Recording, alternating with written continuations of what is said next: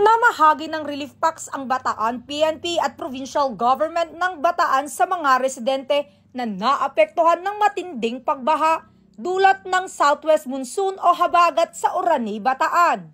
Pinangunahan ni Police Colonel Marites A. Salvadora, Provincial Director ng Bataan Police Provincial Office, kasama ang kanyang mga tauhan sa paghahatid ng serbisyo.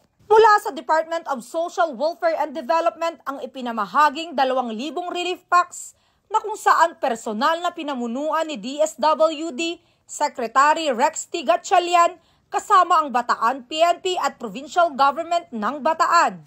Bilang bahagi ng aktibidad ay nagtalaga rin ng mahigpit na seguridad ang Bataan PNP upang matiyak ang kaayusan sa distribusyon at ang kaligtasan ng mga evacuee sa evacuation centers. Isang probinsya ng Bataan ang labis na naapektuhan ng walang tigil at malakas na ulan kung kaya't nagdulot ng pagragasa ng tubig sa mga ilang barangay sa Orani, Bataan. Para sa karagdagang proteksyon ng mga kababaihan at kabataan sa evacuation centers, nagtalaga rin ng Women and Children Protection Desk ang mga otoridad. Patuloy pa rin ang pagbabantay ng Bataan PNP sa ating mga kababayan at alerto sa anumang mga darating na hindi inaasahang sakuna.